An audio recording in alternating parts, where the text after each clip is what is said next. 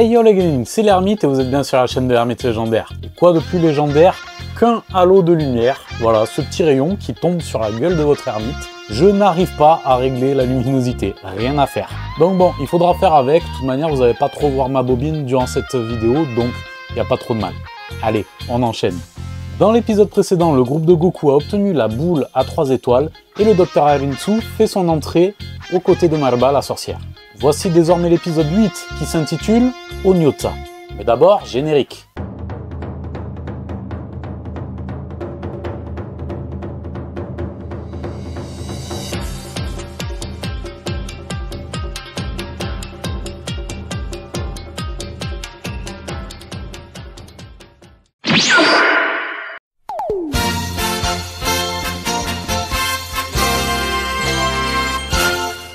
Alors, on va la faire courte concernant Arinsu. Oui, on apprend que c'est la frangine de Shin et de Deges. On apprend qu'elle connaît Marba qui a créé Majin Buu. Et oui, Marba va lui créer un nouveau Majin.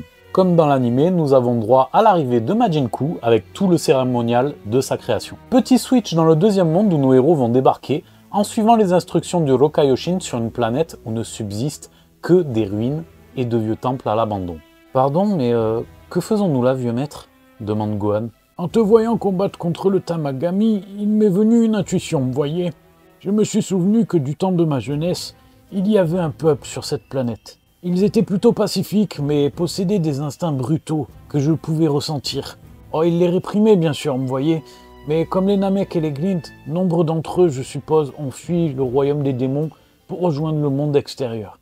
Petit flashback sur Abura, le prédécesseur de Dabra. Nous en apprenons plus sur son règne tyrannique et sa volonté d'envahir le monde extérieur. Néanmoins, après le vol d'un artefact qui lui conférait un immense pouvoir magique, son fils Dabura le renversera, mettant fin ainsi à ses ambitions de conquête. Bulma observe les fresques du temple devant eux et appelle Vegeta. « Vegeta, viens voir ça !» Ce dernier s'approche, suivi du reste du groupe, avant de s'immobiliser subitement. « Mais c'est... oui ? On dirait des Saiyans !»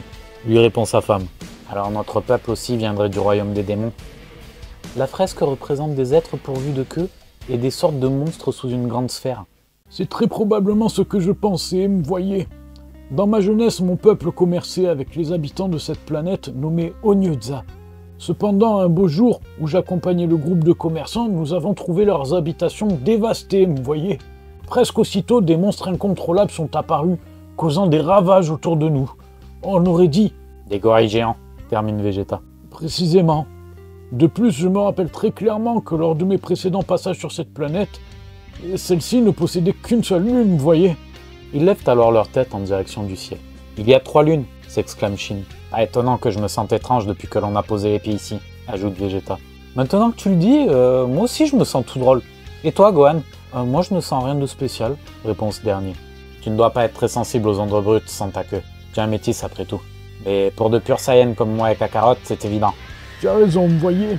Ces monstres que j'ai vus autrefois, nous avons pensé qu'ils avaient tué les Onhyotsa qui étaient restés au Daimakai, mais maintenant, je suis quasiment convaincu que ce n'était pas le cas, vous voyez. Ces 2 lunes ajoutées à la première projettent suffisamment d'ondes brutes, même en plein jour, pour que la forme Ozaru soit maintenue.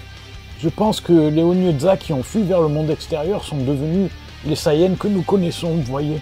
Quant aux monstres qui peuplaient ce monde, ils ont dû s'éteindre progressivement en s'entretuant, victimes de leur folie. Retour dans le premier monde. Le docteur Arinsu et Majin Ku se tiennent désormais face au Tamagami, gardien de la boule à 1 étoile. Le combat démarre, mais comme dans l'anime, Ku perdra grâce aux yeux de sa maîtresse en abandonnant, surpassé par la puissance du gardien. Déçu et frustré, cette dernière va retourner chez Marba afin de créer un nouveau Majin plus puissant. Dans le deuxième monde, nous retrouvons Goku et Vegeta assis en tailleur dans le temple. Les rayons des 3 lunes convergent sur eux. Le vieux maître est en plein rituel et danse autour d'eux. Tu connais, Gohan demande à Shin ce que fait le vieux maître et précise qu'il est plutôt content de ne pas avoir à revivre cette sorte de rituel. Je pense qu'il fait converger les ondes brutes afin d'éveiller les gènes démoniaques de leurs ancêtres qui sommeillent. C'est tout à fait ça, vous voyez. Si ma théorie est la bonne, le champ de force qui vous empêche d'utiliser pleinement vos pouvoirs ne devrait plus être un souci, vous voyez. Et tu comptes faire ça encore combien de temps? Teste Vegeta. Bon, rassure-toi, ce n'est pas une libération de potentiel, donc ce sera bien plus rapide, vous voyez. Bon, je dirais qu'il nous reste 8 ou 9 heures. Pardon. Une veine apparaît alors sur le front de notre prince Saiyan pendant que Goku se marre. Courage Vegeta. Gambate. Au laboratoire de Marba, les derniers préparatifs sont terminés pour créer un Majin surpuissant. Malgré les conseils de la sorcière, Arensu lui ordonne de mettre tout ce qu'il reste d'essence vitale de Majin Buu dans sa préparation au risque que le Majin devienne incontrôlable. Nous reprenons les séquences de l'animé et assistons donc à la naissance de Majin Buu. Et un épisode de plus de bouclé, le 8e déjà bordel. Ça avance hein. J'espère que vous avez kiffé. Dans cet épisode, j'ai développé le lore des Saiyans. Je trouvais ça intéressant de les relier au Daimakai. Et vous apprendrez tôt ou tard comment sont apparues les 2 nouvelles lunes de la planète Onyoza et qui les a créées. Dans le prochain épisode, la chasse au Dragon Ball redémarre. Voilà les Genin, je compte sur vous pour mettre les petits pouces en l'air, abonnez-vous, likez, partagez, soutenez la chaîne, soyez curieux, construisons notre légende. Ciao.